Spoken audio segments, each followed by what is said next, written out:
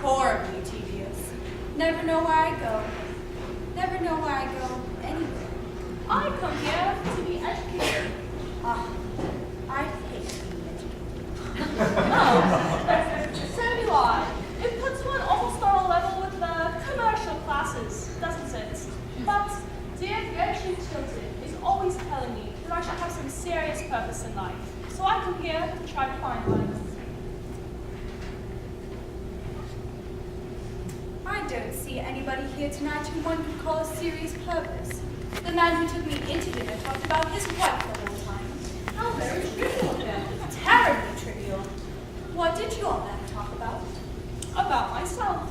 And were you interested? Not in the smallest degree. What martyrs we are, dear Margaret. And how well it becomes us, Olivia. Mr. and Lady Jane Balfour, Lord Caversham.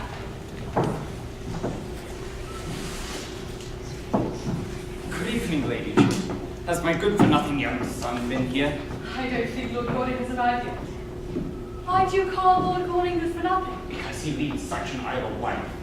How can you say such a thing? Why, he rides in the Row at 10 o'clock in the morning, goes to the opera 3 times a week, changes his clothes at least 5 times a day, and dines out every night of the season. You don't call that to leading an idle life, do you? You are a very charming young lady. How sweet of you to say that, Lord Caversham. Do come to us more often. Never go anywhere now. Sick of London society. Thing is gone to the dogs. A lot of damn nobodies talking about nothing. Shouldn't mind being introduced to my own tailor, though. He always votes on the right side. But object strongly to being sent down to dinner with my wife's milliner. Never could stand Lady Haversham's warnings. Oh, I love London society. I think it has immensely improved. It is entirely composed now of beautiful idiots and brilliant lunatics. Just what society should be. Which is my son? Beautiful idiot or the other thing? Oh, I would advise the president to put Lord Goring into a class quite by himself. But he is developing charmingly. Into what? I hope to let you know very soon, Lord Caversham. Happy Marky, Mrs. Cheevy. Good evening, dear Gertrude. So kind of you to let me bring my friend, Mrs. Sheapley, to such a charming woman. She knows under. I think Mrs. Cheevy and I have met before. I do not know she had married a second time. Oh, well, nowadays people marry as often as they can, don't they? It's most fashionable. But have we really met before, Lady Chilton? I can't remember where. I have been out of England for so long. We went to school together, Mrs. Cheevy. Indeed. I've forgotten all about my school days. I have a vague impression that they were detestable. I'm not surprised. Do you know, I'm quite looking forward to seeing your clever husband, Lady Chilton. Since he's been at the Foreign Office, he has been so much talk of in Vienna. I hardly think there would be much in common between you and my husband, Mrs. Cheevy. Cher, madame. I have not seen you since Berlin. Not since Berlin, Vicomte. 5 years ago. And you're younger and more beautiful than ever. How do you manage it? By making it a rule only to talk to perfectly charming people. Ah, you flatter me, you butter me, as they say here. Do they say that here? How dreadful of them. They have a wonderful language. It should be more widely known. Good evening, Lady Marky. I hope you brought Sir John with you. Oh, I have run a much more charming person than my husband. Sir John's temper, since he has taken seriously the politics, has become quite unbearable. Really, now that the House of Commons is trying to become useful, it does a great deal of harm. I hope not, Lady Marky. At any rate, we do our best to waste the public time now, don't we? But who's this charming young lady you've been kind enough to bring to us? Her name is Mrs. Cheevely, one of the Dorsetshire Cheeveleys, I suppose, but I really don't know. Indeed, gowns are so mixed nowadays. Mrs. Cheevely? I seem to know the name. She's just arrived in Vienna. Ah, yes, I think I know whom you mean. Oh, she goes everywhere there and has such pleasant scandals for all her friends. Let me introduce you, my dear. Sir Robert Chilton is dying to know.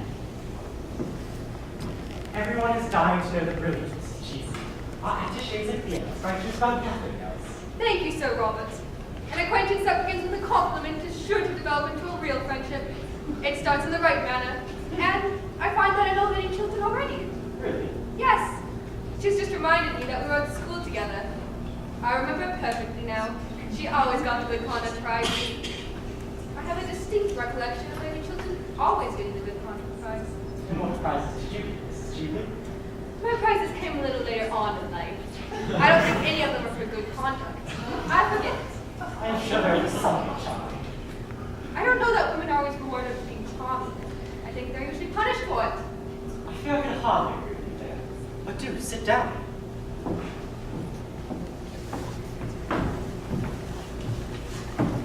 Now tell me, what makes you leave your village here while gloomy London? Perhaps the questions indiscreet. Questions are never indiscreet. Answers sometimes are. Well, at any rate, you may know if it's politics or pleasure. Politics are my only pleasure. You see, nowadays it is not fashionable for one to flirt till one is 40, or to be romantic till one is 45. So we poor women who are under 30, or say we are, have nothing open to us but politics or philanthropy. I prefer politics. I think they're more becoming. A political life is a noble career. Sometimes. And sometimes it is a clever game. And sometimes it is a great nuisance. Which do you find it? A combination of all three. Thanks. But you've not yet told me what makes you honor London so suddenly. Our season is almost over. Oh, I don't care about the London season. It is far too matrimonial. People are either hunting for husbands or hiding from them. I wanted to meet you to ask you to do something for me. I hope it's not little things, Cheveley. I find that little things are so very difficult to do. No, I don't think it is quite a little thing. I am so glad. Do, tell me what it is. Later on. Now, may I walk through your beautiful house? I hear your pictures are charming. Poor Baron Arnheim. Do you remember the Baron? He used to tell me you had some wonderful clothes. Did you know the Baron well? Intimate with you.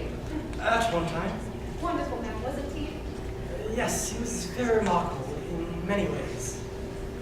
I often think it's such a pity he never wrote his memoirs. They would have been most interesting. Yes, he knew men in cities well, like the old Greek. Lord Warwick.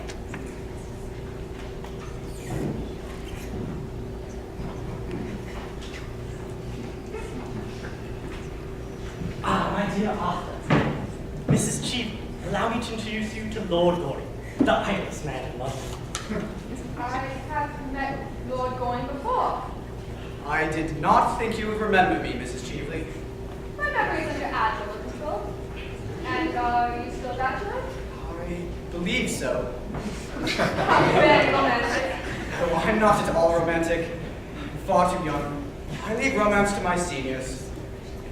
May I ask, are you staying in London long? That depends partly on the weather, partly on the cooking, and partly on Sir Robert.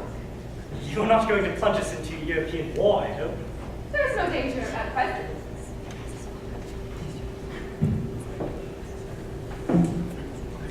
You are very late. Have you missed me? Awfully. And I'm sorry I did not stay away longer. I like being missed. How very selfish of you. I am very selfish. Always telling me of your bad qualities, Lord Goring. I've only told you half of them as yet. Are the others very bad? Quite dreadful. When I sleep with them at night, I go to sleep at once. Well, I delight in bad qualities. I won't have you part with one of them.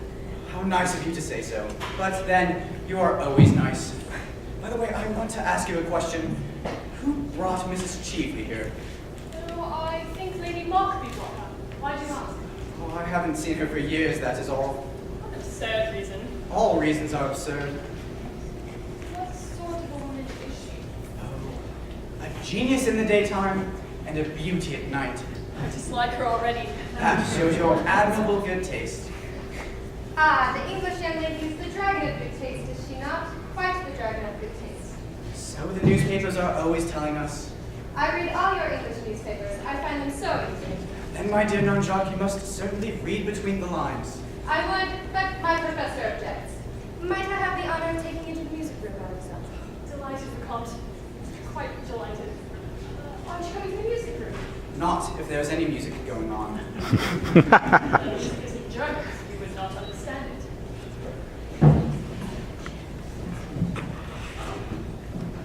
Well, sir, what are you doing here? Wasting your life as usual? Can't make out how you stand London society. The thing has gone to the dogs. A lot of damn nobody's talking about nothing. I love talking about nothing, Father. It is the only thing I know anything about. You seem to me to be living entirely for pleasure. What else is there to live for, Father? Nothing ages like happiness. You are heartless, sir. Very heartless. I hope not, Father. Good evening, Lady Basildon and Mrs. Marchmont. Are you here? I had no idea you ever came to political parties. I adore political parties. They are the only place left to us where people don't talk politics. I delight in talking politics. I talk them all day long, but I can't bear listening to them. I don't know how the unfortunate men in the House stand those long debates. By never listening. Really? Of course, you see, if one listens, one may become convinced. And a man who allows himself to be convinced by an argument is a thoroughly unreasonable person. Ah, that accounts for so much in men that I never understood, and so much in women that their husband never appreciated them. Our husbands never appreciate anything in us. We have to go to others for that. Yes, always to others. Have we not? Those are the views of the two ladies in London who are known to have the most admirable husbands. That is exactly what we can't stand. My Reginald is quite hopelessly faultless. He is really unendurably so at times. There is not the smallest element of excitement in knowing him. How terrible. Really, the thing should be more widely known. Basilton is quite as bad. He is as domestic as if he was a bachelor. My poor Olivia, we have married perfect husbands, and we are well punished for it. I should have thought it was the husbands who are punished for it. Oh dear no, they are as happy as possible. And as for trusting us, it is tragic how much they trust us. Perfectly tragic. Or comic, Lady Basildon. Certainly not comic, Lord Goring. How unkind of you to say such a thing.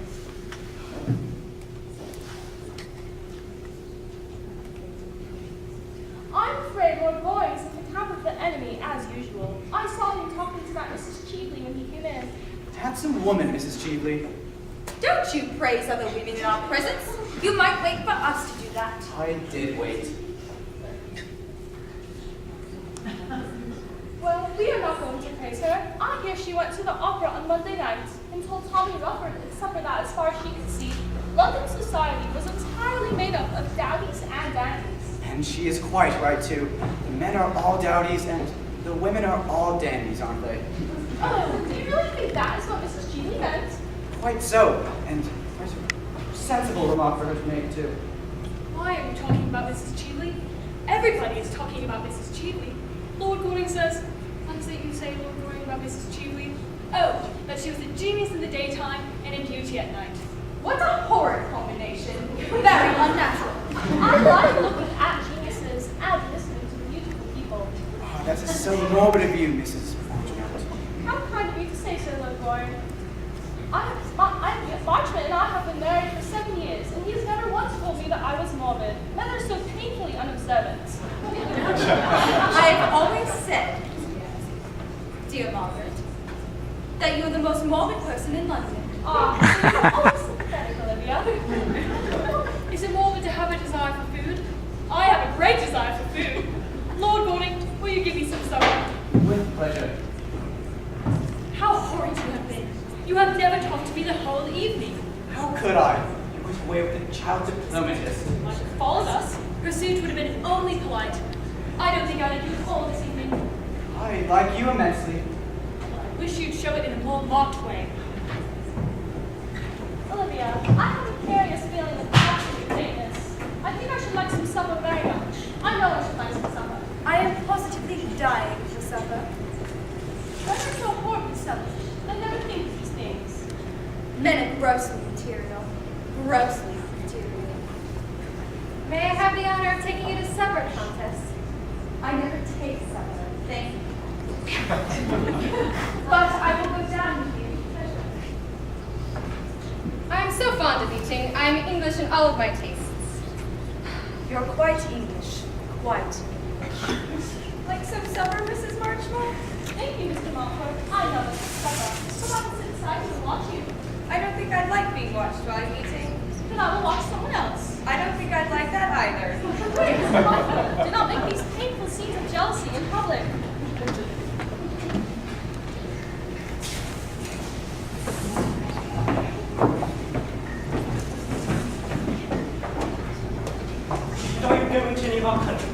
before you leave England, Mrs. Cheveley.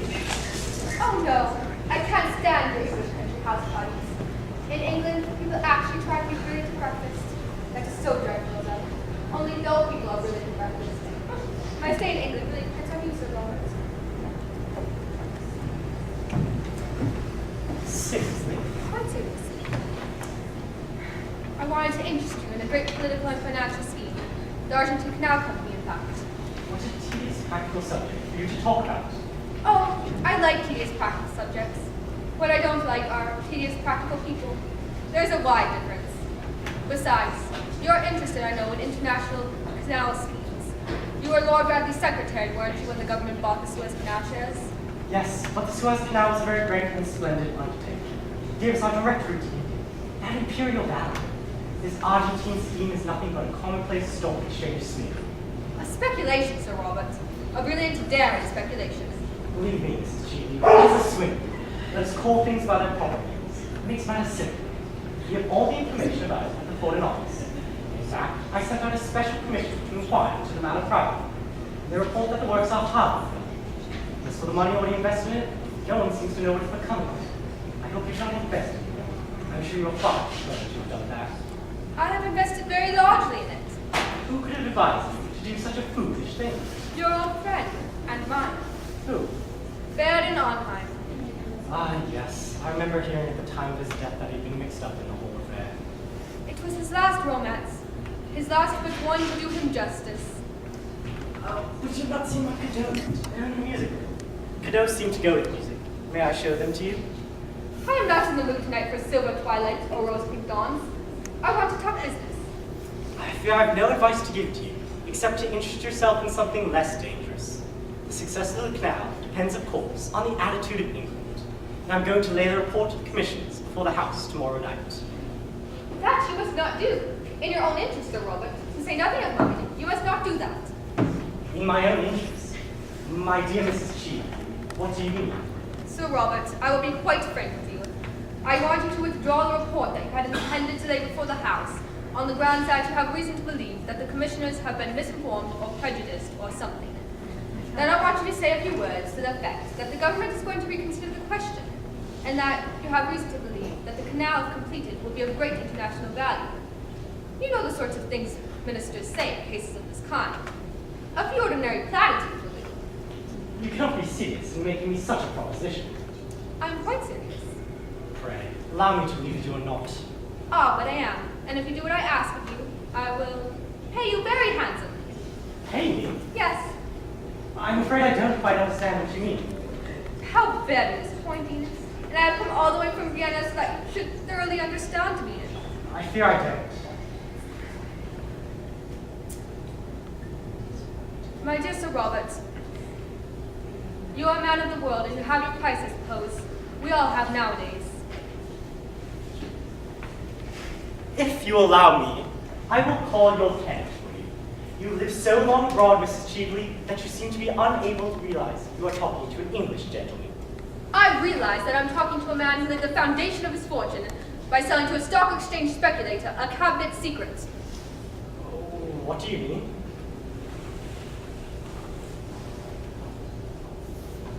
I mean that I know the real origin of your wealth and career, and I've got your letter too. What letter? The letter that you wrote to Baron Arnheim when you were Lord Bradley's secretary, telling the Baron to buy Suez Canal shares. A letter written 3 days before the government announced its own purchase. It is not true. You thought that letter had been destroyed. How foolish of you. It is in my possession. The affair to which you allude was no more than a speculation. The House had not yet passed the bill. It might have been rejected. It was a swindle, Sir Robert. Let us call things by their proper names. It makes everything simpler.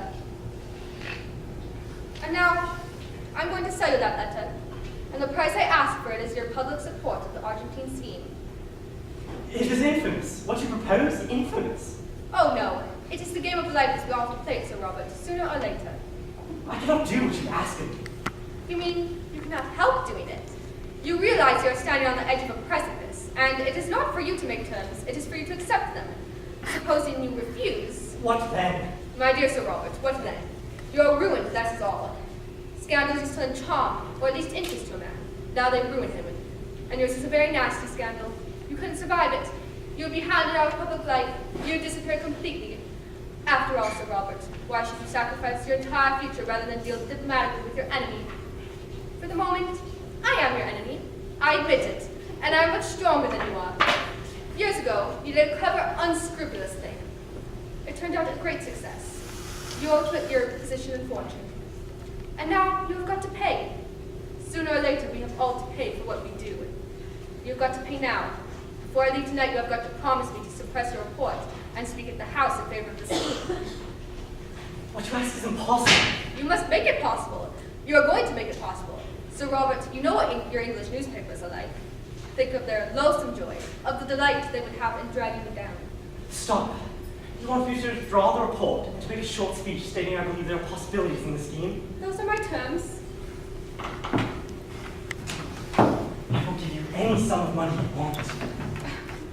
Even you are not rich enough, Sir Robert, to buy back your past. I will not to address me. I will not. You have to. If you don't, Stop. Wait a moment. What did you propose? You said you'd give me back my letter, didn't you? yes, that is agreed. I am at the ladies' gallery tomorrow night at 11:30. If by that time, and you will have had heaps of opportunity, you have suppressed your report and made a speech in the House in the terms I wish, I will hand you back your letter with the prettiest compliment and the best, or at any rate, the most suitable compliment I can think of. I intend to play quite fairly. You must let me have time to consider your proposal. No, you must settle now. Give me a week, 3 days. Impossible. I've got to telegraph to Vienna tonight. God, what brought you into my life? Circumstances. Don't go. I consent. The report should be withdrawn, or arrange for a question to be put to me on the subject. Thank you. I knew she would be come to analytical terms. I understood your nature from the first. And now, you can call my character, Mr. Robert. Englishmen always get romantic after a meal, and it bores me dreadfully. Well,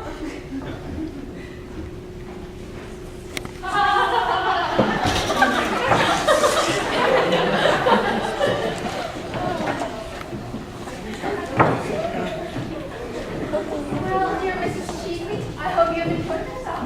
Sir Robert is very entertaining, you know. Most entertaining. I've enjoyed my talk with him immensely. He has had a very interesting and brilliant career. And he has married a most admirable wife. Lady Kimberly who have the very highest principles of politeness. It's a little too much for me to set a good example, but I always admire people who do. And now I must go, dear. Shall I call for you tomorrow? Thanks. Good night, dear. Good night, Gertrude.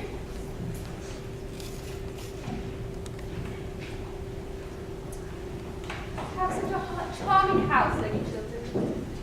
I have spent a most delightful evening. It has been so good getting to know your husband. What did to meet my husband, Mrs. Cheesley? Oh, I will tell you. I wanted to interest him in a great political and financial affair, that Argentine canal scheme, of which I dare say you've heard. And I found him most susceptible to reason, I mean. A rare thing in a man. I converted him in 10 minutes. We must go to the ladies' gallery tomorrow night and hear him. It will be a great occasion. There must be some mistake. That scheme could never have my husband's support. Ah, I assure you, it is all settled. I don't regret my tedious journey from Vienna now. It has been worth it. But of course, for the next 24 hours, the whole thing is a dead secret. A secret? Between whom? Between your husband and myself. Your carriage is here, Mrs. Cheesley. Thank you.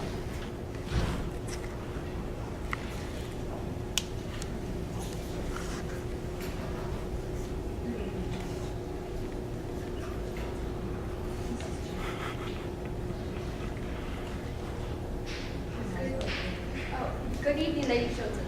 Good night, Lord Roy. I'm at Claridge's. Won't you leave a card?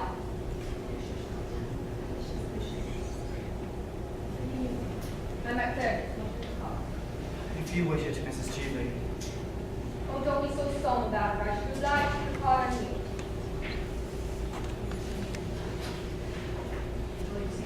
Now will you see me down, Sir Robert? Now that we both have the same interests at heart, we should be great friends, I hope.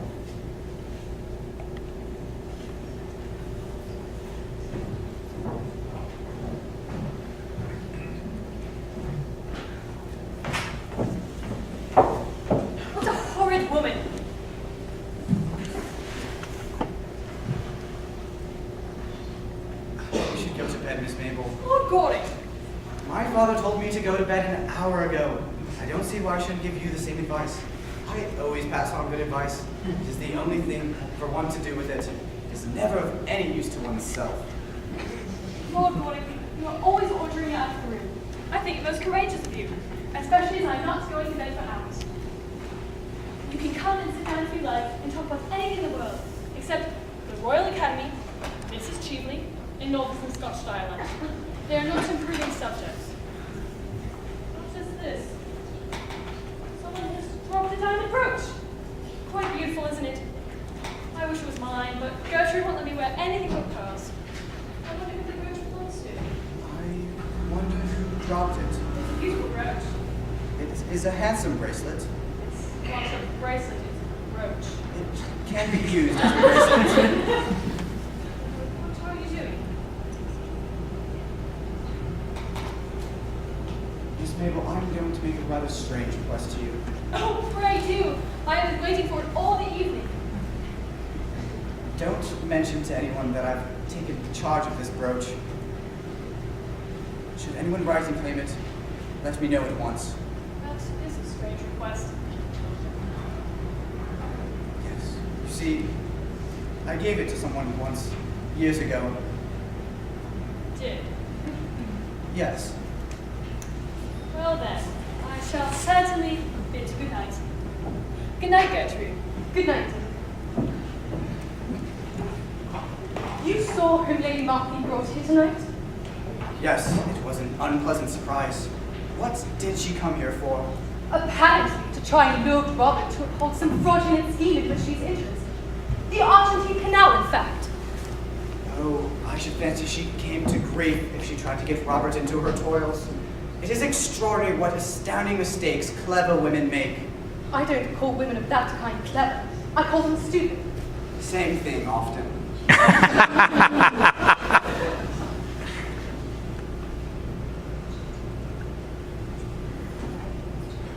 night, children. My dear Arthur, you're not here. Do stop. I want to talk with you.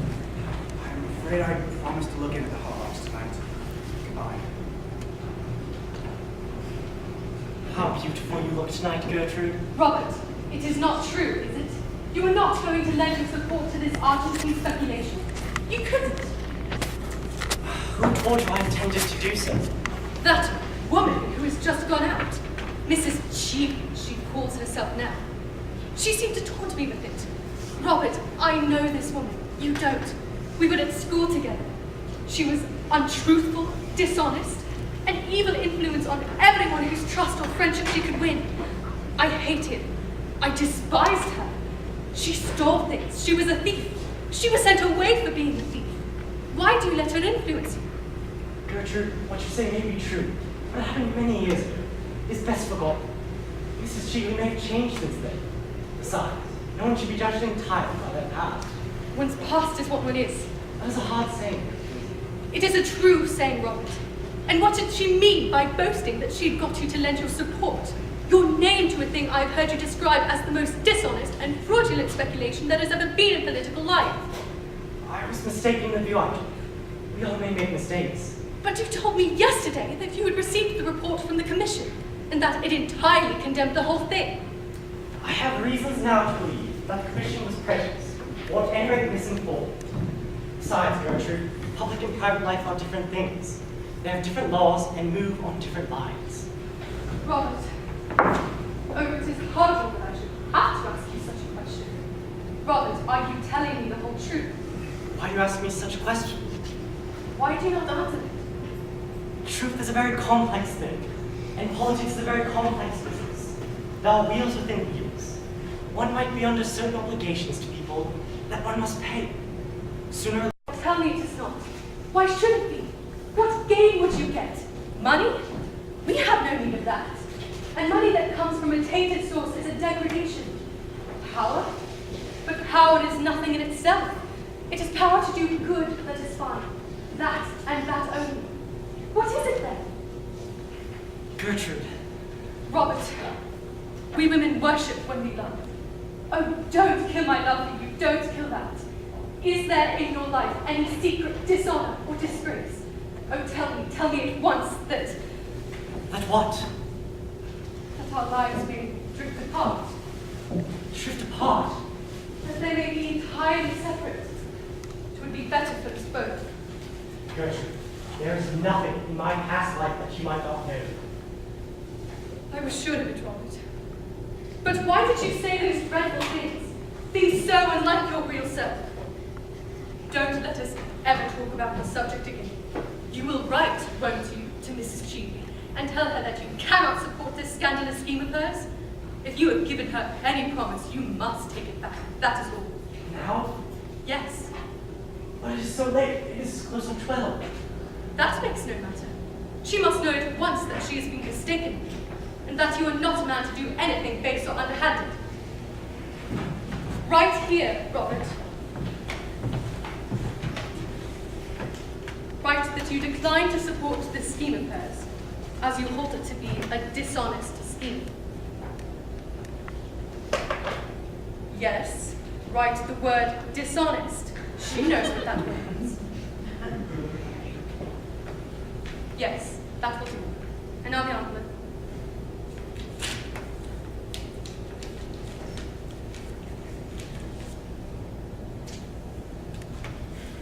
Mason, have this letter sent at once to Claridge's Hotel. There is no answer. Robert, love gives one an instinct to things. I feel tonight that I have saved you.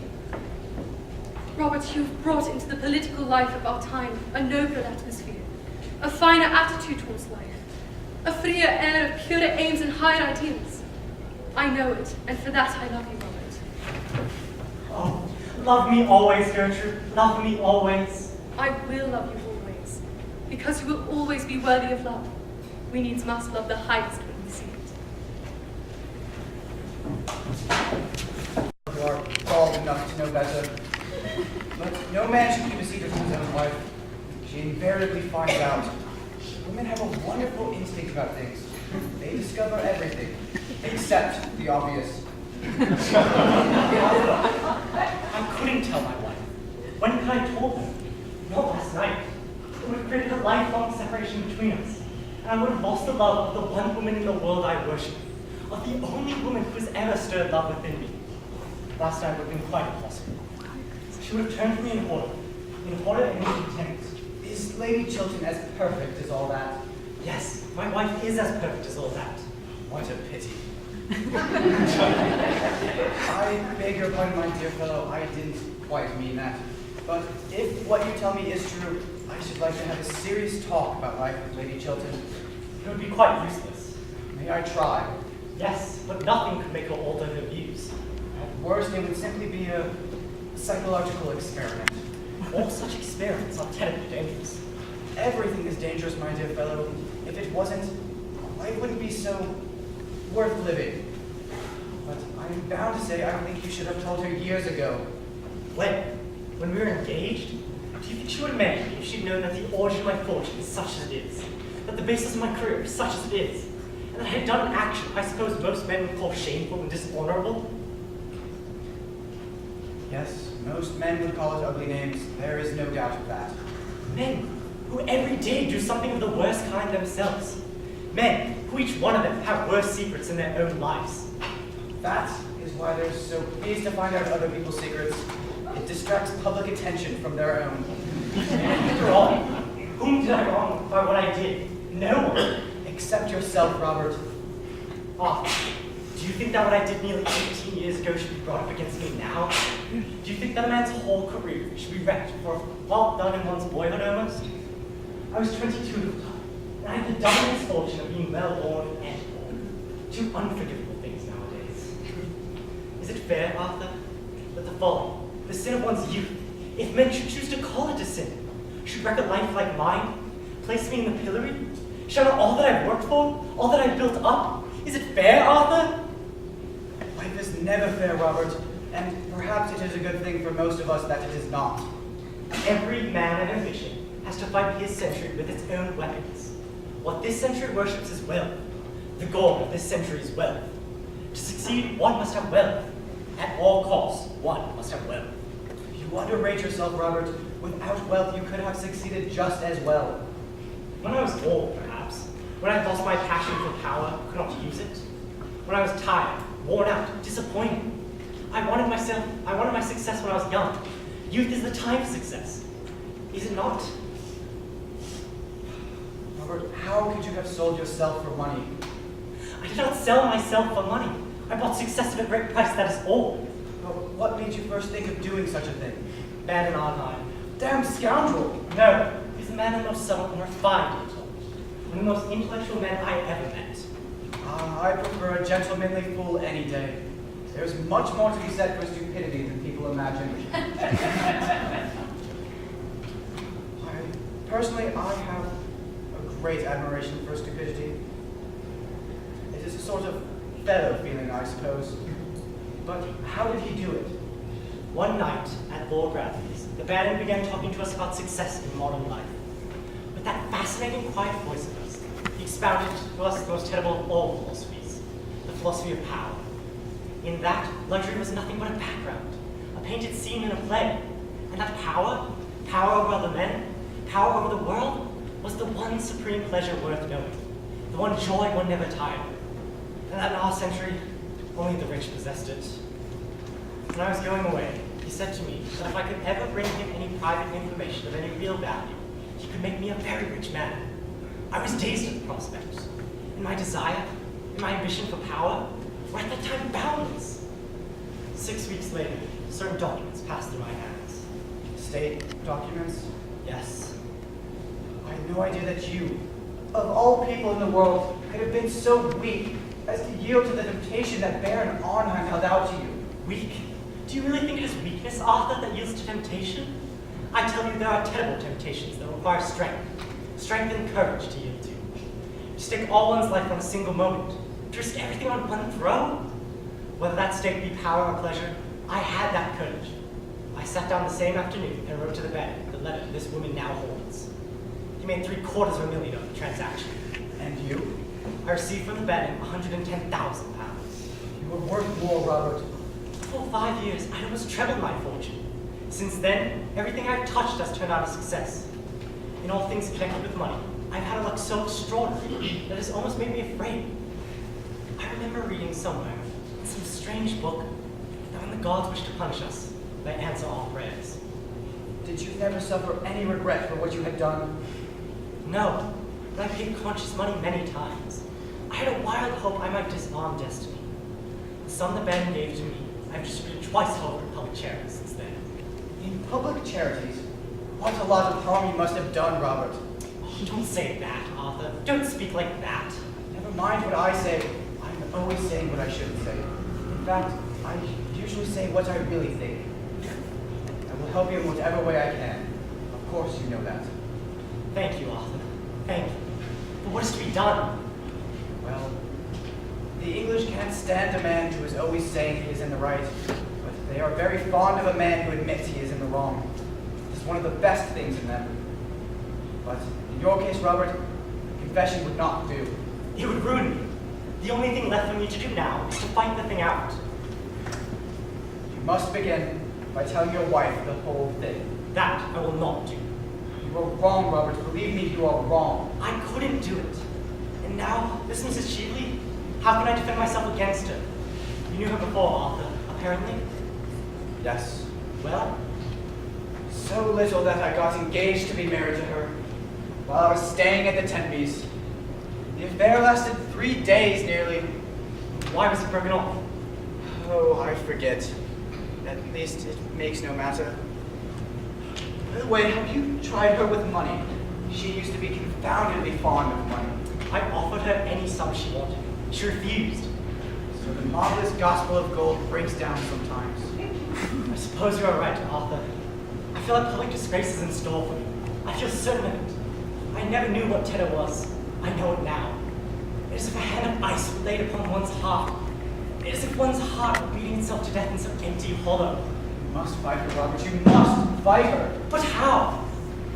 I can't tell you how at present. I have not the slightest idea. But everyone has some weakness. There is some fault in each one of us. Father says that even I have flaws. Perhaps I have. I don't know. Well, I shall send a cipher telegram to the OBC at Vienna to inquire if there's anything there against her. She may have some secret scandal she might be afraid of. I should fancy Mrs. Cheveley is one of those very modern women of our time. Find a new scandal as becoming as a new bonnet, and air them both in the park every afternoon at 5:30. I'm sure she adores scandals, and that the sorrow of her life at present is that she can't manage to have enough of them. Why do you say that? Because she wore far too much rouge last night, and not quite enough clothes. As is always the sign of despair in a woman. Well, it is worthwhile my wire to Vienna, is it not? It is always worthwhile asking a question, though it is not always worthwhile answering one. Is Mr. Trafford in his room? Yes, Sir Robert. Tell him to have this sent off in a cipher at once. There must not be a moment's delay. Yes, Sir Robert. Oh, give that back to me.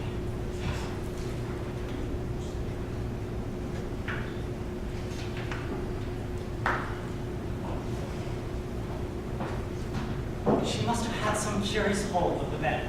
I wonder what it was. I wonder. Good afternoon, Lord Corley. Good afternoon, Lady Chilton. Have you been in the park? No, I've just come from the Women's Liberal Association, where, by the way, Robert, your name was received loud praise. And now I've come in to have my tea. You will wait and have some tea, won't you? I'll wait a little, thanks. I will be back in a moment. I'm only going to take my hat off. Oh, please don't. It is one of the prettiest hats I ever saw. I hope the Women's Liberal Association received it with loud applause. We have much more important work to do than look at each other's bonnets. Really? What sort of work? Oh, dull, useful, delightful things. Factory acts, female inspectors, the 8 hours bill, the parliamentary franchise. Everything, in fact, that you would find thoroughly uninteresting. And never bonnets. Never bonnets. Never. You've been a good friend to me, Arthur. A good friend. I'm afraid I have not been able to do much for you as yet, Robert. In fact, I have been able to do nothing for you as far as I can tell. I'm thoroughly disappointed in myself. You have enabled me to tell the truth. That is something. The truth has always stifled me. The truth is something I get rid of as soon as possible. Bad habit, by the way. It makes one very unpopular at the club. Among the older members.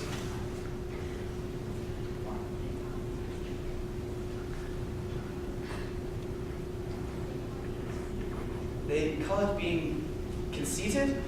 Perhaps it is. I would to God had been able to tell the truth. To live the truth. Ah, that is the great thing in life, to live the truth. I shall see you soon again, Arthur, shan't I? Yes, certainly. Whenever you like. I'm going to look in at the bachelor's ball, unless I can find anything better to do. I'll come around tomorrow morning. If you should need me tonight by any chance, send around a note to Curzon Street. Thank you. You were not going. I have some letters to write. You work too hard, Robert. You never seem to think of yourself, and you are looking so tired. It is nothing, dear. Nothing. Do sit down. I am so glad you have called. I want to talk to you about, well, not about bonnets or the Women's Liberal Association. You want to talk to me about Mrs. Cheveley? Yes, you have guessed it. After I left last night, I found out that what she had said was really true. Of course, I made Robert write her a letter at once, withdrawing his promise. So he gave me to understand. To have kept it would have been the first step of a career that has been stagnant always. Robert must be above reproach. He is not like other men. He cannot afford to do what other men do. Don't you agree with me? You are our greatest friend, Lord Corey. No one, except myself, knows Robert better than you do. He has no secrets from me, and I don't think he has any from you. He certainly has no secrets from me. At least I don't think so. Then am I not right in my estimate of him? I know I'm right, but speak to me frankly. Quite frankly, Surely You have nothing to conceal, have you? Lady Chilton, I have sometimes thought that in practical life, Of which you know so little, Lord Gordon. of which I know nothing by experience, though I know something by observation, and that in practical life, there is something about success, actual success, that is a little unscrupulous. Something about ambition that is unscrupulous always. Once a man has set his heart and soul on getting to a certain point, if he has to climb the crag, he climbs the crag. If he has to walk in the mire, Well, he walks in the mire. Of course, I'm only speaking generally about life. I hope so. Why do you look at me so strangely, Lord Gordon? Lady Chilton, if you will allow me to say that sometimes you are a little hard in some of your views on life, and that you don't always make sufficient allowances. There is in each one of us an element of weakness, or worse than weakness. Say that perhaps years ago, some practical official had, I don't know, like my father, or Lord Merton, or Robert, say, years ago, sent a letter to someone. What do you mean, a letter? A letter gravely compromising one's position. Of Robert. course, I'm only talking generally about life. It's just a certain case. Robert is as incapable of doing a foolish thing as he is of doing a wrong thing. No one is incapable of doing a wrong thing. Nobody is incapable of doing a foolish thing. Are you a pessimist? What will the other dandies say? They will No. all have to go into mourning. No, Lady Chilton, I am not a pessimist. In fact, I don't think I know what pessimism really means. All I do know is that life cannot be lived without much charity, cannot be understood without much charity, and that it is love and not German philosophy that is the true explanation of this world, whatever may be the explanation of the next. And if you are ever in trouble, Lady Chilton, and you need my help, come to me at once, and I shall give it to you. Come to me, and I will give it to you at once. Lord Gordon, you were talking quite seriously. I don't think I ever heard you talk seriously before. I beg your pardon, Lady Chilton. It shall never happen again. But I like you to be serious. Dear Gertrude, don't say such a dreadful thing to Lord Gordon. Seriousness would be very unbecoming to him. Good afternoon, Lord Gordon. Pray be as trivial as you can. I should like to, but I'm afraid I'm a bit out of practice this morning. Just as I've come in, what dreadful manners you have. I'm sure you were very badly brought up. I was. I wish I had brought you up. I'm so sorry you didn't. It's too late now, I suppose. I am not so sure. Will you ride tomorrow morning? Yes, at 10. Don't forget. Of course I shan't. And, Lady Chilton, there seems to be no list of your guests in the Morning Post of today. It just seems to be crowded out by the County Council or the Lambeth Conference or something equally boring. Would you let me have a list, please? I have a particular reason for asking you. I am sure Mr. Trafford will be able to give you one. Thanks so much. Tommy is the most useful person in life. And who is the most ornamental? I am. Oh, I to guess it. But I am afraid I must be going. 10 tomorrow, sharp. Quite sharp.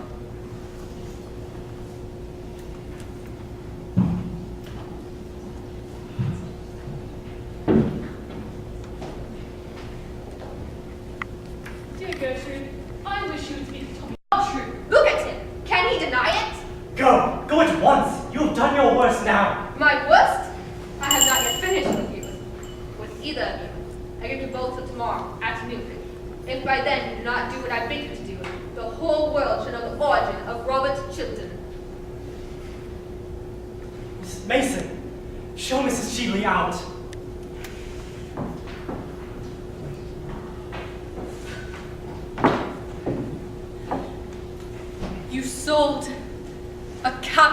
secret for money. You began your life with fraud. You built up your career on dishonor. Oh, tell me it is not true. Tell me it is not true. Gertrude, what this woman said is quite true. But listen to me. No, don't speak. Don't touch me. I feel as if you would soil me forever. Oh, what a mask you've been wearing all these years. You sold yourself for money. Oh, a common thief for better. You put yourself up for sale to the highest bidder. You were bought in the market. You lied to the whole world, and yet you will not lie to me. Gertrude, Gertrude. No, don't speak. Say nothing.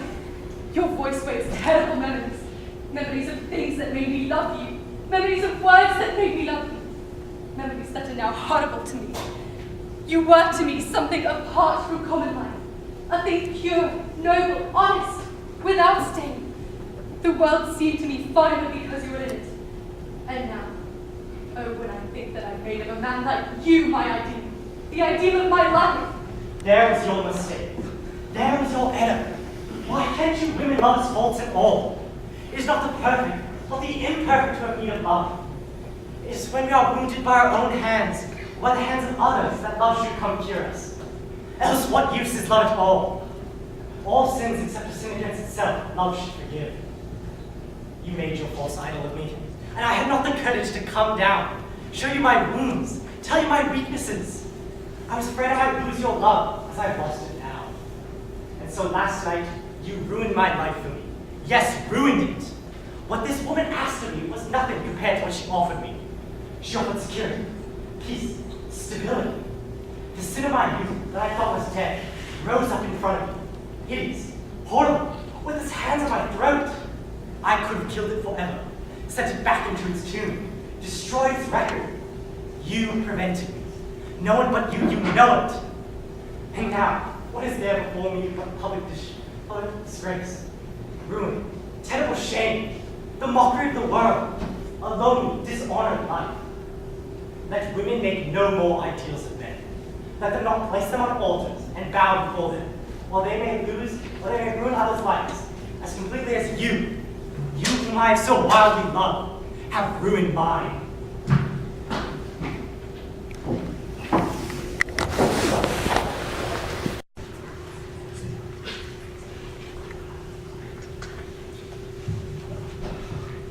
Got my second button off on me, Phipps. Yes, my lord. I have a distinguished thing, Phipps. You see, I'm the only person of the smallest importance in London at present who wears a buttonhole. Yes, my lord. I have observed that. Fashion is what one wears oneself. What is unfashionable is what other people wear. Yes, my lord. Just as vulgarity is simply the conduct of other people, Yes, my lord. and falsehoods the truths of other people. Yes, my lord. Other people are quite dreadful. The only possible society is oneself. Yes, my lord. To love oneself is the beginning of a lifelong romance, Phipps. Yes, my lord.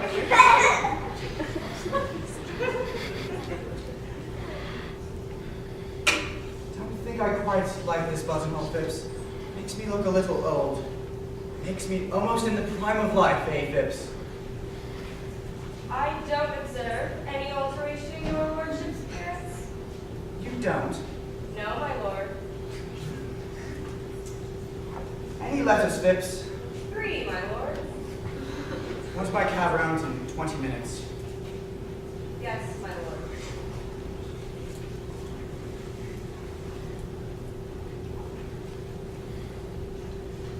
Phipps, when did this letter arrive? It was brought by hand just after your lordship went to the club. That will do. Lady Chilton's handwriting on Lady Chilton's pink note paper. That is rather curious. I thought Robert was to write me. Wonder what Lady Chilton has got to say to me. I want you. I trust you. I am coming to you. Gertrude. So she has found out everything. Poor woman. poor woman. What's an hour to call? 10 o'clock. I must tell Phips I'm not into anyone.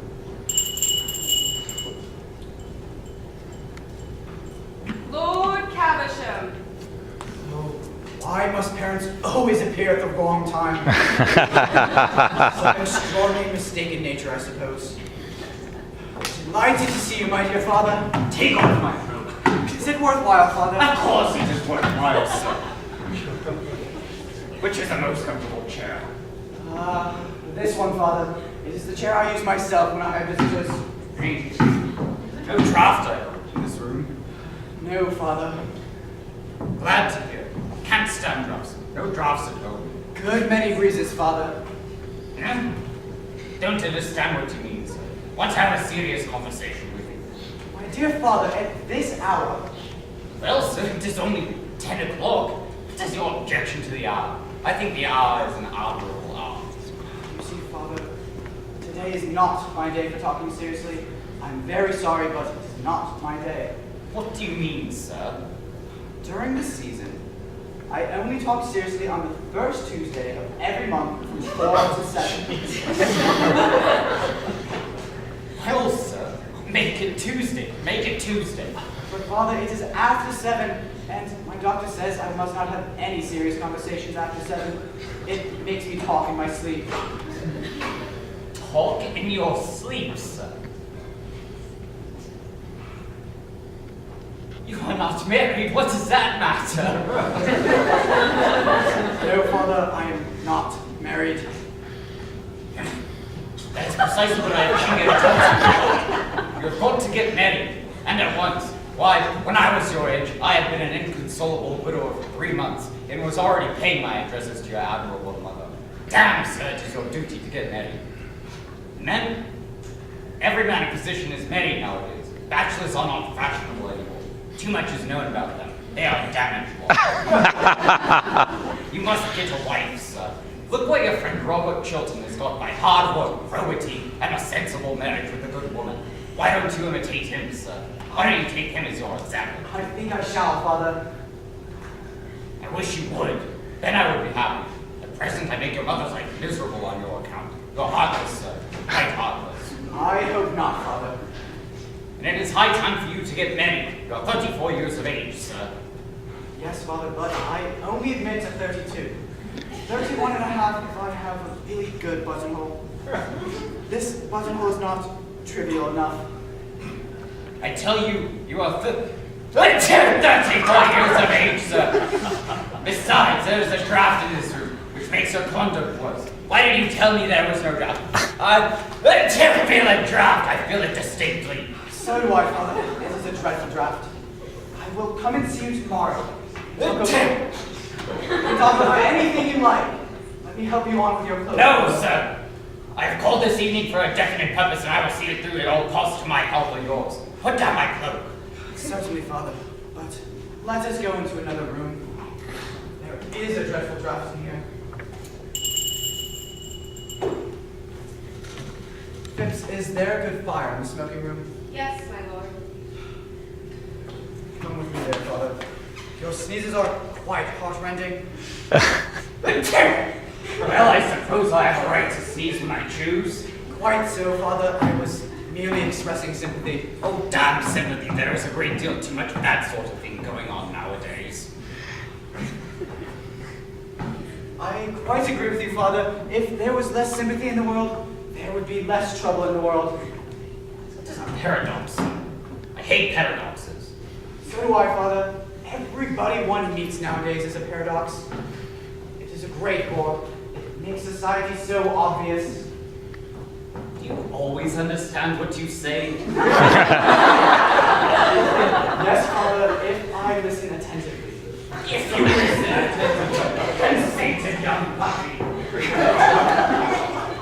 Oh, Phips, there is a lady coming to see me this evening on particular business. When she arrives, show her into the drawing room. You understand? Yes, my lord. It is of the gravest importance, Phips. I understand, my lord. And no one else is to be admitted under any circumstances. I understand, my lord. That must be her now. I shall see her myself. Well, sir, am I to wait attendance on you? In a moment, Father. Do excuse me. Remember, Phipps, into that room. Yes, my lord.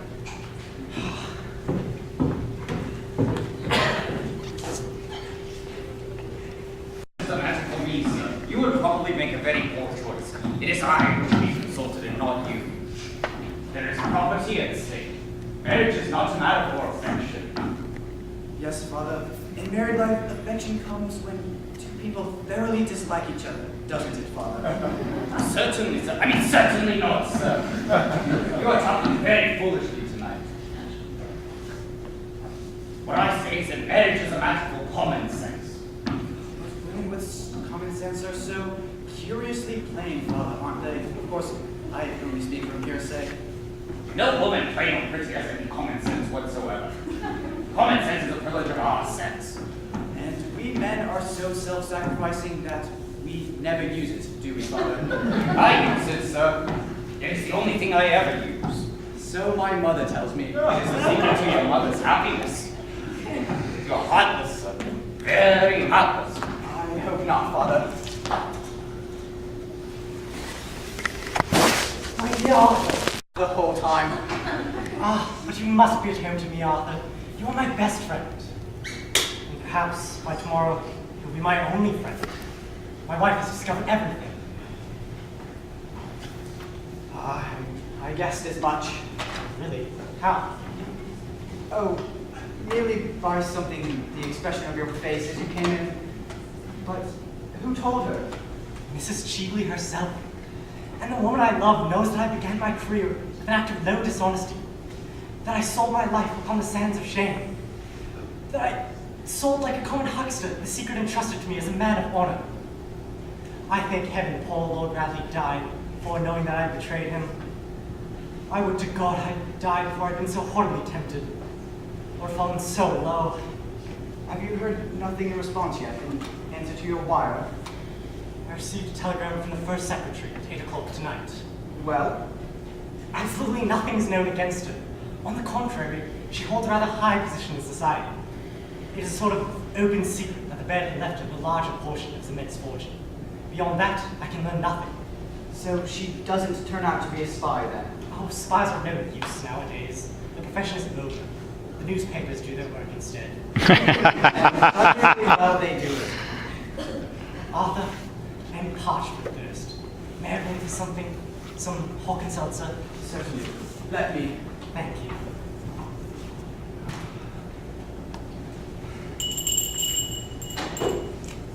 Arthur, I don't know what to do. I don't know what to do. And you're my best friend. But what a friend you are. The one friend I can trust. I can trust you absolutely, can't I? My dear Robert, of course you can. Oh, bring some Hawkins seltzer. Yes, my lord. Oh, and will you excuse me for a moment, Robert? I want to give some instructions to my servant. Certainly. When that lady calls, tell her that I'm not expected home this evening. Tell her that I've been suddenly called out of town. You understand? The lady is in that room, my lord. You told me to show her into that room. You did perfectly right. Oh, what a mess I am in. No, I think I shall get through it. I'll give her a lecture through the door. Awkward thing to manage, though. Arthur, tell me what I should do. My life seems to have crumbled about me. I am a ship without a rudder, in a night without a star. Robert, you love your wife, don't you? I love her more than anything in the world. I used to think ambition the great thing. It is not. Love is the great thing in the world. There's nothing but love, and I love her. But I'm defamed in her eyes. I'm ignoble in her eyes. There's a wide gulf between us now. She has found me out, Arthur. She has found me out. Has she never in her life done some folly, some indiscretion that she should not forgive your sin? My wife? Never. She does not know what weakness or temptation is. I am afraid like other men. She stands apart as good women do, pitiless in her perfection, cold and stern and without mercy. But I love her, Arthur. We are childless, and I have no one else to love, no one else to love me. And she has torn my heart in two. Don't let us talk of it. I was brutal to her this evening. I said to her things that were hideously true. From my side, from my standpoint, from the standpoint of men. But don't let us talk of it. Your wife will forgive you, Robert. Perhaps at this moment she is forgiving you. She loves you, Robert. Why should she not forgive? God grant it. God grant it. There's something more I have to tell you, Martha. Hawkins Seltzer, sir. Thanks. Robert, is your carriage here? No, I walked from the club. Sir Robert will take my cab. Yes, my lord. Robert, you don't mind my sending you away? Martha, you must let me stay for 5 minutes. I've made up my mind what I'm going to do at the house tonight. The debate on the Argentine Canal is to begin at 11. What is that? Nothing. I heard a chair fall in the next room. Someone's been listening. No one is there. There is someone. There are lights on in the room, and the door is ajar. Someone has been listening to every secret of my life. Arthur, what does this mean? Robert, you are excited, unnerved. I tell you, there's no one in that room. Now sit down. Do you give me your word there is no one there? Yes. Your word of honor? Yes. Arthur, let me seek my cell. No. There is no one there. Why shall I not go into that room? Arthur, I need to go into that room. Let me know that no eavesdropper has heard my life's secret. You don't realize what I'm going through. Robert, I told you there was no one in that room. Now that is enough. It is not enough. I insist on going into that room. You told me there is no one there, so what reason can you have for refusing me? For God's sake, don't. There is someone there. Someone whom you must not see. Ah, I thought so. I forbid you to enter that room. Stand back. My life is at stake. I don't care who is there. I will know who it is to whom I have told my secret and my shame. Great heavens, his own wife. What explanation have you for the presence of that woman here? Robert, it was for your sake she came here.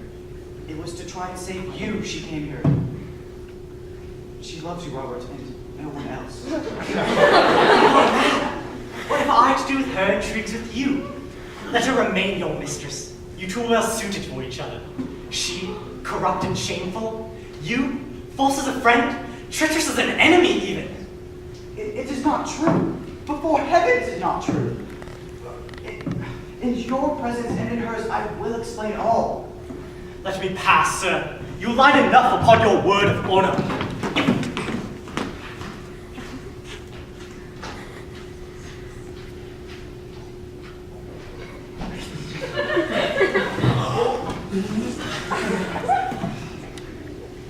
Good evening, Lord Goring. Mrs. Cheveley, may I ask what you are doing in my drawing room? Really listening. I have a perfect passion for listening through keyholes. One always hears such wonderful things through them.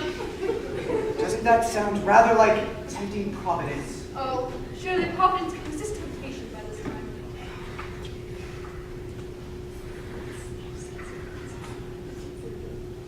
I'm glad you have called. I'm going to give you some good advice. Pray don't. One should never give a woman anything that she can't wear in the evening. I see you are twice as willful as you used to be. Far more. I have greatly improved. I've had more experience.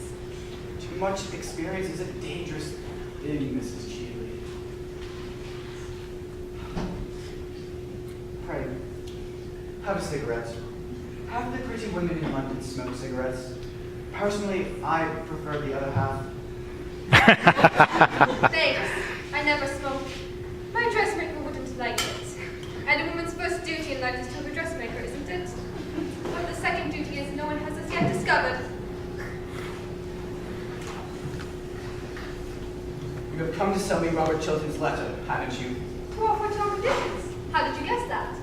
Because you haven't mentioned the subject. Have you got it with you? Oh no. A well-made dress has no pockets.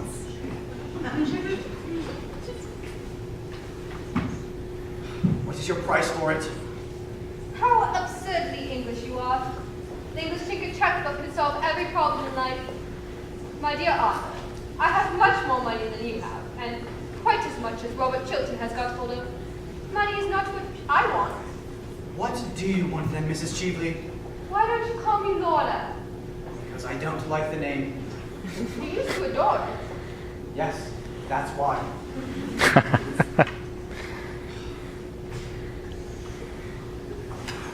Arthur, you loved me once, Yes, and you asked me to be your wife. that was the natural result of my loving you. You threw me over because you saw, or said you saw, poor old Lord Mortlake trying to have a violent flirtation with me in the conservatory at Tenby. I am under the impression that my lawyer settled that with you on certain terms dictated by yourself. At that time I was poor. You were rich. Hence, the reason why you pretended to love me. Well, you were silly, Arthur. Lord Mortlake was never anything more to me than an amusement. One of those utterly tedious amusements one only finds at an English country house on an English country Sunday. I don't think anyone morally responsible for what he or she does at an English country house. Yes, I know lots of people think that. I loved you, Arthur. Mrs. Cheveley, you have always been far too clever to know anything about love. I did love you. And you loved me. You know you loved me. And that was a very wonderful thing. I suppose that when a man has once loved a woman, he will do anything for her except continue to love her. Yes, except that. I am tired of living abroad. I want to come back to London.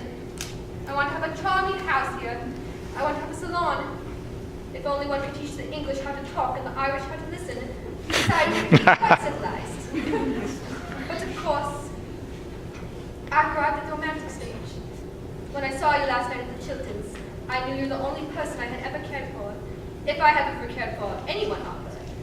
And so, on the morning of the day you marry me, I will give you Robert Chilton's letter. That is my offer. I will give it to you now if you promise to marry me. Now, Tomorrow. are you really serious? Yes, quite serious. I should make you a very bad husband. Oh, I don't mind bad husbands. I have had two. They amuse me immensely. You don't mean that you amuse yourself immensely, don't you? What do you know of my married life? Nothing, but I can read it like a book. What book? The Book of Numbers. You think it is quite charming of you to be so rude to a woman in your own house? In the case of very fascinating women, sex is a challenge, not a defense. I suppose that is meant as a compliment. My dear Arthur, women are never disarmed by compliments. Men always are. That is the difference between the two sexes. Women are never disarmed by anything, as far as I know them. Well, then you are going to allow your greatest friend, Robert Chilton, to be ruined, rather than marry someone who really has considerable attractions left. I thought you would have risen to some great height of self-sacrifice, Arthur. I think you should. And the rest of your life you can spend contemplating your own perfections. Oh, I do that as is. And self-sacrifice is something that should be put down by law. It is so demoralizing to the people for whom one sacrifices oneself. They always go to the bad. As if anything could demoralize Robert Chilton. You seem to forget that I know his real character. What you know of him is not his real character. You know something of an act of folly done in his youth. Shameful, I admit. Dishonorable, I admit. Unworthy of him, I admit. And therefore, not his true character. How you men stand up for each other. How you women war against each other. I only war against one woman, against Gertrude Chilton. I hate her. I hate her now more than ever. Because you have brought a real tragedy into her life now, I suppose. There's only one real tragedy in a woman's life. The fact that her past is always her lover, and her future is invariably her husband. Lady Chilton knows nothing of the kind of life to which you are living. Well, Arthur, I suppose this romantic interview may be regarded as at an end. You admit it was romantic, don't you? For the privilege of being your wife, I was ready to surrender a great prize, the climax of my diplomatic career. You declined. Very well. If Robert Chilton does not uphold my Argentine scheme, I expose him. Voilà tu. You mustn't do that. It would be vile, horrible, infamous. Oh, don't use big words. They mean so little. It is a commercial transaction, that is all. There's no use mixing up sentimentality in it. I offered to sell Robert Chilton a certain thing, and if he does not pay me my price, he will have to pay the world a greater price. There is no more to be said. I must go. Goodbye. Won't you shake hands? With you? No. You went to the house of one of the most noble, gentle women in the world in order to degrade her husband in her eyes, to kill her love for him, to put poison in her heart, and it may be to spoil her soul. That I cannot forgive. Arthur, you are unjust to me. I didn't call to taunt Gertrude at all. I came with Lady Markby merely to ask if an ornament, a jewel that I had lost last night, had been found at the Chiltons. If you don't believe me, you can ask Lady Markby. She will tell you it is true. The scene that occurred happened after Lady Markby had left, and was really forced upon me by Gertrude's rudeness and sneers.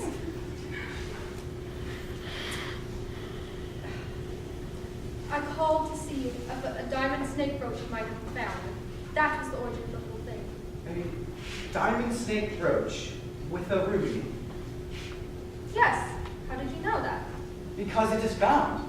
In point of fact, I found it myself, and I stupidly forgot to tell the butler about it as I was leaving.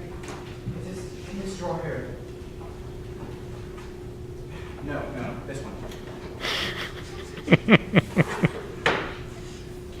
This is the brooch, isn't it? Yes. I'm so glad to have it back. It was a present.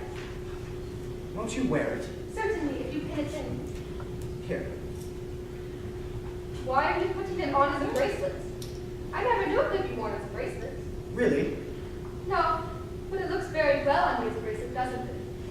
Yes. Better than when I saw it last. When did you see it last?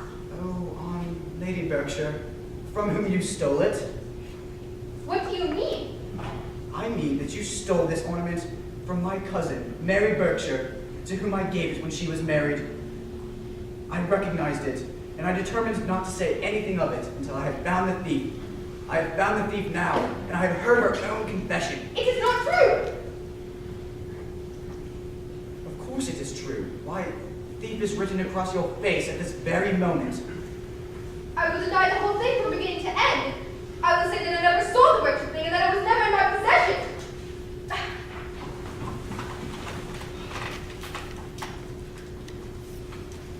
The drawback of stealing the thing, Mrs. Cheveley, is that one never finds out how wonderful the thing one steals truly is. You see, you can't take that bracelet off unless you know where the spring is. And I can see you don't know where the spring is. It is rather difficult to find. You coward! You brute! Oh, don't use big words. They mean so little. What are you going to do with it? I am going to ring with my servant. She is an admirable servant. Give me Robert Chilton's letter. I have not got it with me. You know you are lying. Give it to me at once.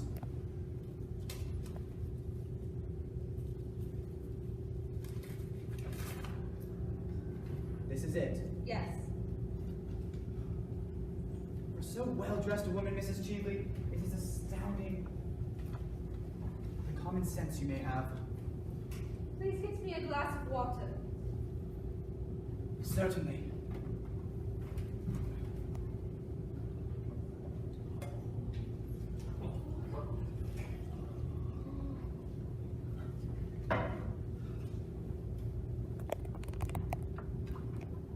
Thanks. Will you please help me on with my cloak? With pleasure.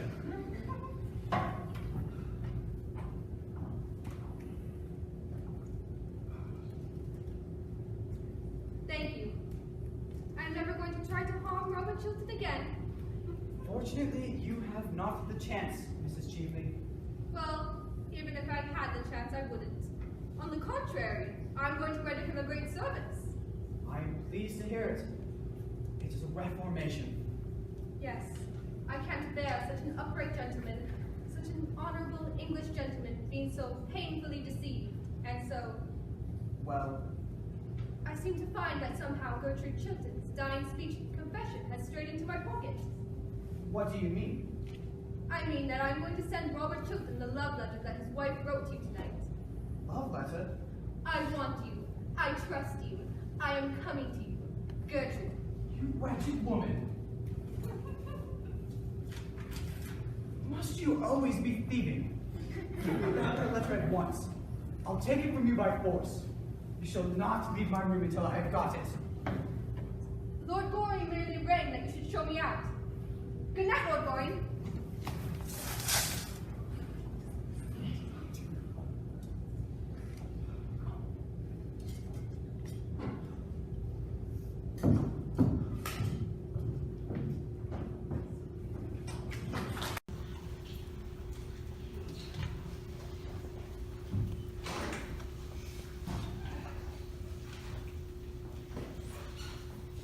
Great nuisance. I can't find anyone in this house to talk to. I'm full of interesting information. I feel like the latest edition of something or other.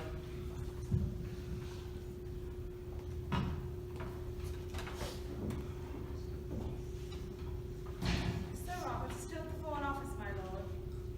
Lady Chilton not down yet. Her ladyship has not yet left her room. Miss Chilton has just come in from riding. Lord Caversham has been waiting some time in the library for Sir Robert.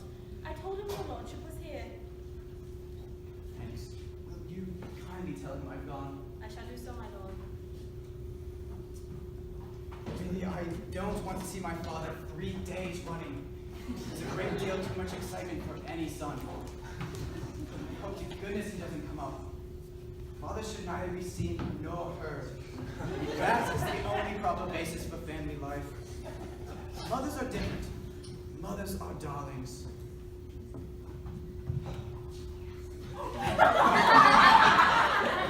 Well, sir, what are you doing here? Wasting your life as usual, I suppose? My dear father, when one pays a visit, it is for the purpose of wasting other people's time, not one's own. Have you been thinking over what I spoke to you about last night? I've been thinking of nothing else. Engaged to be married yet? No, not yet. But I hope to be before lunchtime. You have till dinner time if it would be of any convenience to you. Thanks awfully, but I think I'd rather be engaged before lunch. Never know whether you're serious or not. Neither do I, Father.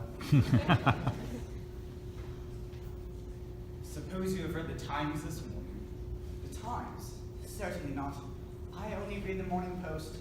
All that one should know about modern life is where the duchesses are. Anything else is quite demoralizing. Do you mean to say you have not read the Times' leading article on Robert Chilton's career? Good heavens, no. What does it say? What should it say, sir? Everything complimentary, of course. Chilton's speech last night on the Argentine Canal scene was one of the finest pieces of oratory ever delivered in the House since Canning.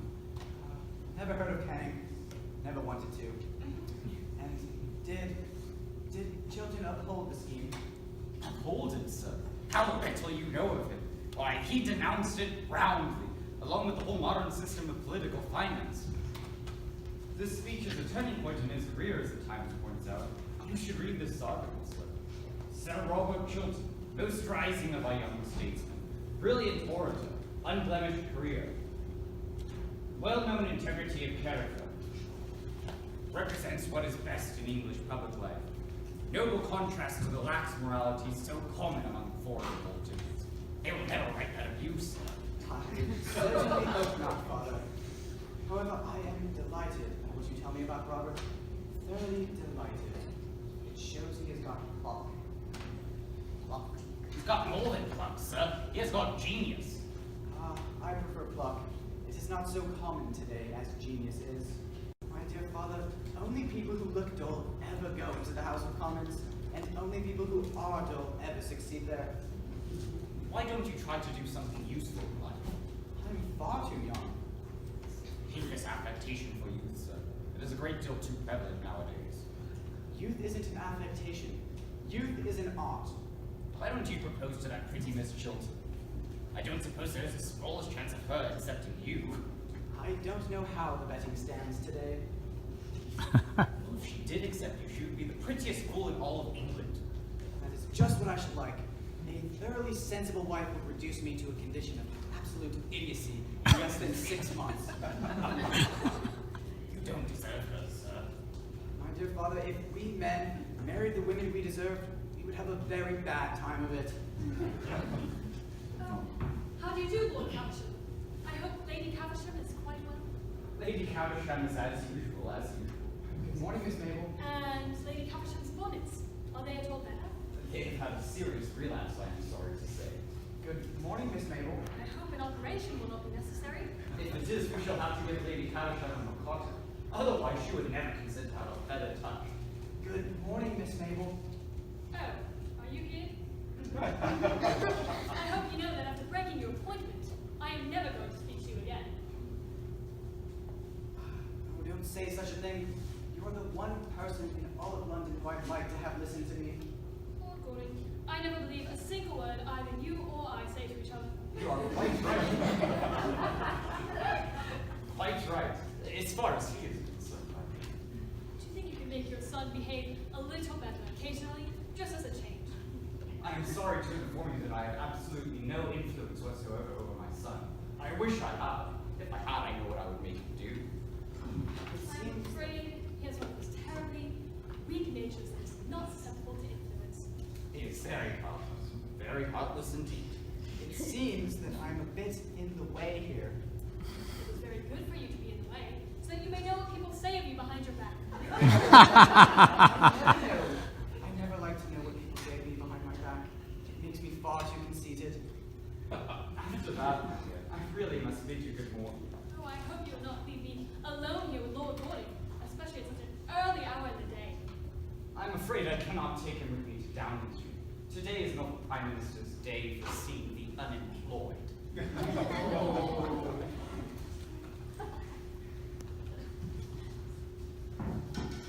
who don't keep their appointments in the park are horrible. Detestable. I'm glad you admit it. But I wish you wouldn't look so pleased about it. I can't help it. I'm always pleased when I'm with you.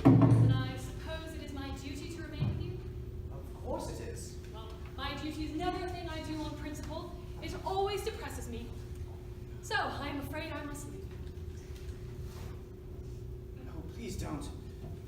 I have something very particular to say to you. Oh, is it a proposal? Well, yes, it is. I am bound to say it is. I'm so glad. That makes the second today. The second today. What conceited ass has been so impertinent enough to propose to you before I had proposed to you? Tommy Trafford, of course. It is one of Tommy's days for proposing. He always proposes on Tuesdays and Thursdays during the season. Don't bother Tommy Trafford. Tommy is a silly little ass. I love you. I know. And you might have said it before. I'm sure I've given you heaps of opportunities. Mabel, do be serious. Please be serious. That is the sort of thing a man says to a girl before he is married to her. He never says it afterwards. Mabel, I have told you that I love you. Can't you love me a little in return? You silly Arthur. If you knew anything about anything, which you don't, you would know that I adore you. Everyone in London knows it except you. It is public scandal the way I adore you. I've been going on about it for the last 6 months, telling the whole of society that I adore you. I wonder you have anything to say to me. I have no character left at all. At least, I feel so happy that I'm quite sure I have no character left at all. Mabel, did you know I was so awfully afraid of being refused? But you've not yet been refused by anybody, have you, Arthur? I can't imagine anyone refusing you. Of course, I am not nearly good enough for you, Miss Mabel. Oh, I'm so glad, dear. I was afraid you were. And it's only fair to say, I'm a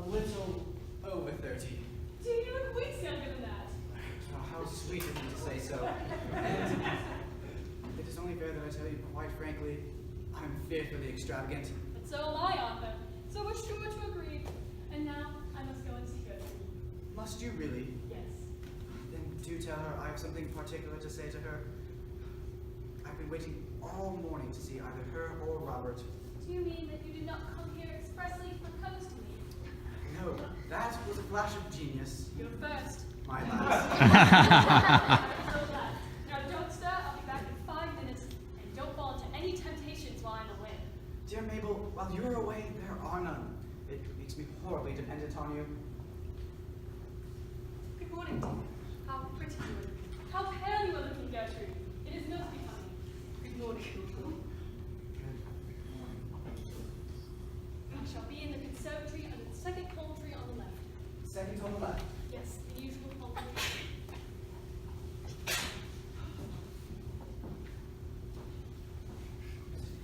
Lady Chilton, I have a particular amount of very good news to tell you. Mrs. Shealy gave me up Robert's letter last night, and I burned it. Robert is safe. Safe. Oh, I'm so glad of that. What a good friend you are to me. To us. There is only one person who could be said to be in any danger at present. Who is that? Yourself. I? In danger? What do you mean? Yesterday you wrote me a very beautiful, womanly letter, saying that you trusted me and wanted my help. You wrote to me as one of your oldest friends, one of your husband's oldest friends. Mrs. Cheatley has gotten possession of that letter. She stole it. When or how, I don't know. Well, what use is it to her? Why should she not have it? Mrs. Cheatley puts a certain construction on that letter and proposes to send it to your husband. But what construction could she put on it? Oh, not that. Not that. If I, in trouble and wanting your help, trusting you, propose to come to you, that you may advise me, assist me. Oh, there are women so horrible as that. And she proposes to send it to my husband. Tell me what happened. Tell me all that happened. You wrote me a letter last night in which you said you trusted me. And Mrs. Cheatley was concealed in a room adjoining my library without my knowledge. I thought that the woman waiting to see me was yourself. Robert came in unexpectedly. A chair or something fell in the other room.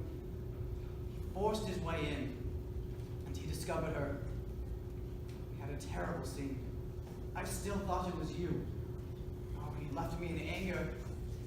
At the end of everything, Mrs. Cheatley got possession of your letter. She stole it. I don't know how. At what hour did this happen? 10:30. And now I propose that we tell your husband the whole story. You want me to tell Robert that the woman you expected was not Mrs. Cheatley, but myself? That it was I whom you thought was concealed in a room in your house at 10:30 at night? You want me to tell him that? I think it is best that he know the exact truth. Oh, I couldn't. May I do it? No! You are wrong, Lady Chilton, believe me. You are wrong. No, the letter must be intercepted, that is all. But how can I do it? Letters arrive for him every moment of the day. His secretaries open them and hand them to him. I dare not ask the servants to bring me his letters. It would be impossible. Oh, why don't you tell me what to do? Pray, be calm, Lady Chilton, and answer the questions I'm going to put to you. You said his secretaries open his letters. Yes. Who is with him today? Mr. Trafford, isn't it? No, Mr. Montfort, I think. You can trust him. Oh, how do I know? He would do what you asked, wouldn't he? I think so. Is he in the house now? Yes. I shall go and see him myself and tell him that a certain letter written on pink note paper is to be delivered to Robert today. He could read it. He could recognize it without reading it, couldn't he? I suppose so. I shall let him know at once that his all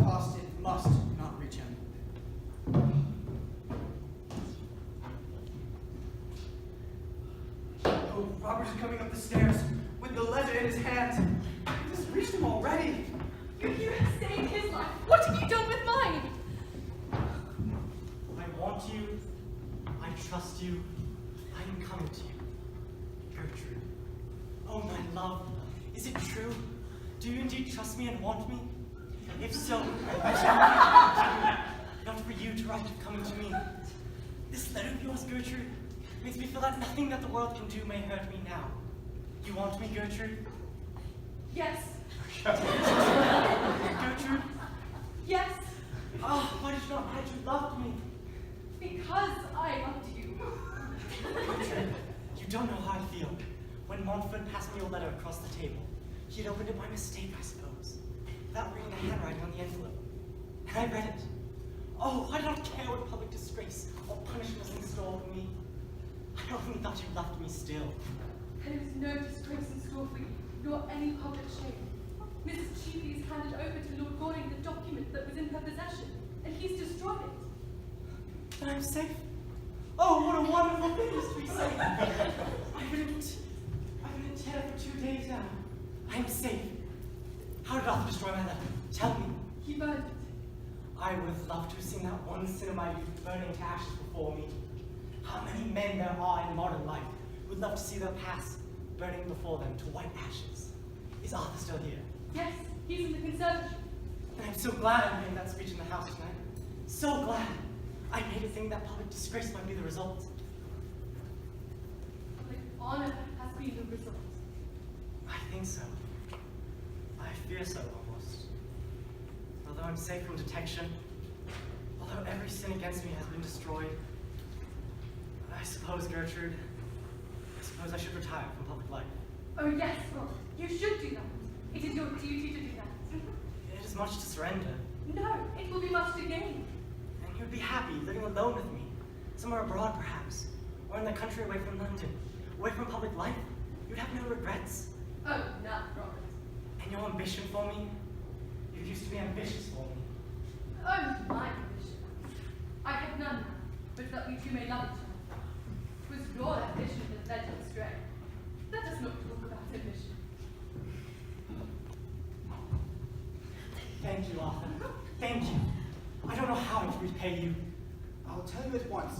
At the present moment, under the usual palm tree, I mean in the conservatory, Lord Caversham. that admirable father of mine really makes a habit of showing up at the wrong moment. It's very heartless of him. Very heartless indeed. Good morning, Lady Chilton. Warmest congratulations to you, Chilton, on your brilliant speech last night. I've just left the Prime Minister's office, and you are to have a vacant seat in the cabinet. A seat in the cabinet? Yes, sir. Here is the Prime Minister's letter.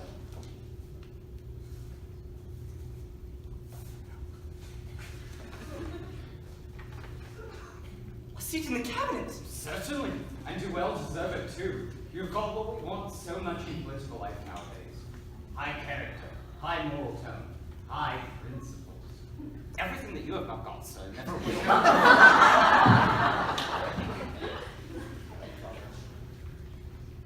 I prefer principles. I don't like principles, Father. I prefer prejudices. I'm sorry, Lord Caversham. I cannot accept this offer. I've made up my mind to decline it. Decline it, sir. My intention is to retire at once from public life. Decline a seat in the cabinet and retire from public life. I have never had such damn nonsense in the whole course of my existence. I beg your pardon, Lady Chilton. Chilton, I beg your pardon. Don't grin like that, sir. No, Father. Lady Chilton, you are a sensible woman. The most sensible woman in London. The most sensible woman I know. Would you kindly prevent your husband from taking such, from making such, would you kindly do that, Lady Chilton? I think my husband is right in his determination, Lord Caversham. I approve of it. You approve of it? Good heavens! I admire him for it. I admire him immensely for it. I have never admired him so much before. He is finer than even I thought him. You will go and write your letter to the Prime Minister now, won't you? Don't hesitate about it, Robert. I suppose so. Such offers are not repeated. I'll ask you to excuse me for a moment, Lord Caversham. I may come with you, Robert, may I not? Yes, my love.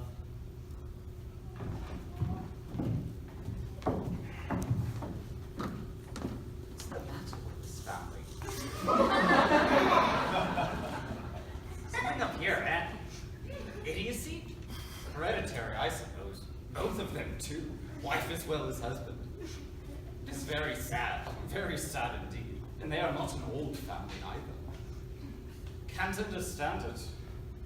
I assure you, Father, it is not idiocy, I assure you. What is it then, sir? It is what is called nowadays a high moral tone. That is all.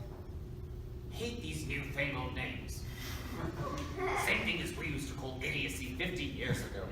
Shan't stay in this house any longer. My dear Father, just come in here for a moment. The third palm tree to the left. What, sir? The usual palm tree. I beg your pardon, I forgot. The conservatory. The conservatory. There is someone there who I want you to speak to. What about, sir? About me, Father. Not a subject on which much eloquence is possible. No, Father, but your lady is quite like me. She doesn't care much for eloquence in others. She thinks it a little loud.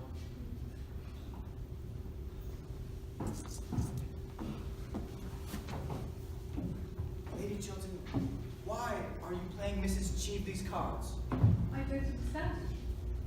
Mrs. Cheveley made an attempt to ruin your husband, either to drive him from public life or to make him adopt a dishonorable position. From the latter you saved him. The former you are now thrusting on him. Why should you do him the wrong Mrs. Cheveley tried to do and failed? Lady Chilton, allow me. You wrote me a letter last night saying that you trust me and wanted my help. Now is the moment when you really need my help.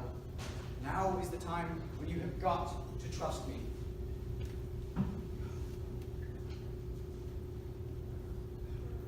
Do you love Robert? Do you want to kill his love for you? What sort of existence will he have if you rob him of the fruits of his ambition? If you take him from the splendor of a great political career?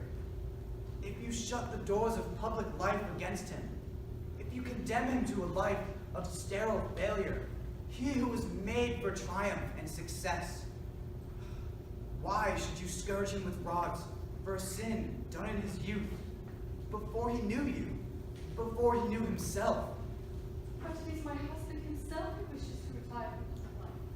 He feels it is his duty. It was he who first said so. Rather than lose your love, Robert would do anything. Wreck his whole political career, as he is on the brink of doing now. He is making a terrible sacrifice. Trust me, do not accept a sacrifice so great.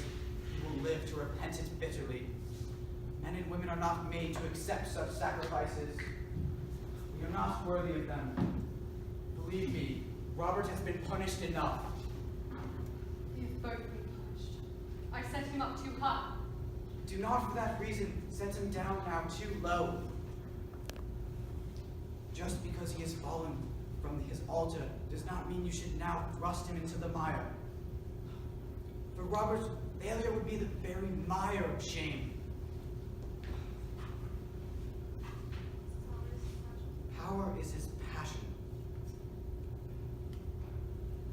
He will lose everything, even his power to feel love, his power to love you. He will lose everything in his life. Don't mar both for him. Gertrude, here's the draft of my letter. Shall I read it to you? Let me see it.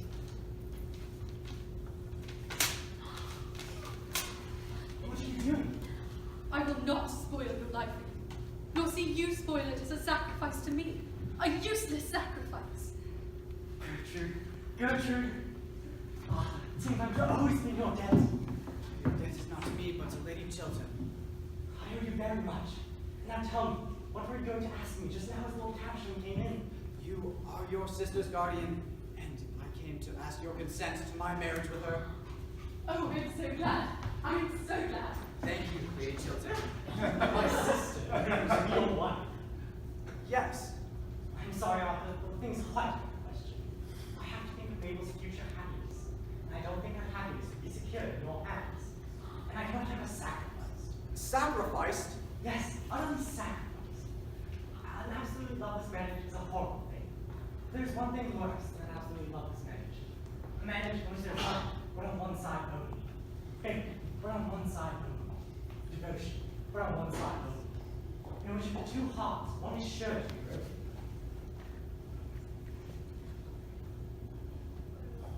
But I love Mabel. No other woman has any place in my life. Robert, if they love each other, why should they not be married? Arthur cannot give Mabel the love she deserves. What reason have you for saying such a thing? Do you really require me to tell you? Certainly I do. As you choose. When I called on you yesterday, I found Mrs. Cheatley concealed in one of your rooms. It was between 10 and 11 o'clock at night. I don't wish to say anything more. Your affairs with Mrs. Cheatley have, as I said to you last night, nothing whatsoever to do with me. I know you were engaged to be married to her once. The fascination she exercised over you then seems to have returned. You spoke of her as a woman pure and sinless, a woman whom you respected and honored. That may be so, but I cannot give my sister's life into your hands. It would be wrong for me. It would be unjust, infamously unjust to her. I have nothing more to say. Robert, it was not Mrs. Cheatley whom Lord Gordon expected last night. Not Mrs. Cheatley. Who was it then? Lady Chilton. It was your own wife! Robert, yesterday afternoon, Lord Gordon told me that if ever I was in trouble, I could come to him for help, as he was our oldest and best friend. Later on, after that terrible scene, in this room, I wrote to him, telling him that I trusted him, that I had need of him, that I was coming to him for help. Yes, that letter. I didn't go to Lord Gordon's after all. I felt that it is from ourselves alone that help can come. Pride made me think that. Mrs. Cheatley on it. She stole my letter and sent it anonymously to you this morning, that you should think... Oh, Robert, I cannot tell you what she wished you to think. What? Had I fallen so low in your eyes that you thought for even a moment I could have doubted your goodness? Gertrude, you are to me the image of all good things, and sin can never touch you. Ah, you may go to me. You're my best wishes. Oh, wait a moment. There's no name on this letter. The brilliant Mrs. Cheatley does not seem to have noticed that. There should be a name on this letter. Let me write yours. It is you I trust. You and others. Miss Lady Chilton, I believe I should have my own letter back. No, you shall have it. I hope she has not changed her mind yet. It has been nearly 20 minutes since I last saw her. Lord Gordon, I think your father's conversation much more improving than yours. I will now only talk to Lord Caversham in the future, and always under the usual palm tree. Darling, What does this mean, sir? You don't mean to say that this clever, charming young lady has been so foolish as to accept you? certainly I do. And Sir Robert Chilton has been wise enough to accept the seat in the cabinet. I'm glad to hear it, Chilton. I congratulate you, sir. If the country doesn't go to the dogs or the radicals, we shall have you as Prime Minister someday. Luncheon is on the table, my lady. We'll stop to luncheon, Lord Caversham, won't you? With pleasure. And I'll drive you down to Downing Street afterwards, Chilton. You've got a great future ahead of you. A great future. The same cannot be said of you, sir.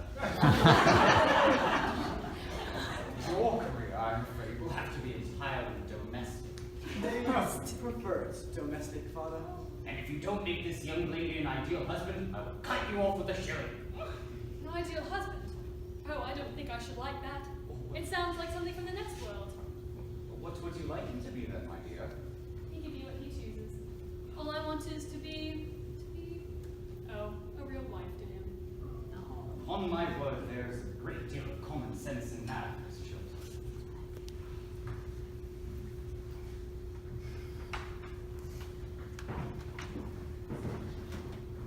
Aren't you coming in, Robert?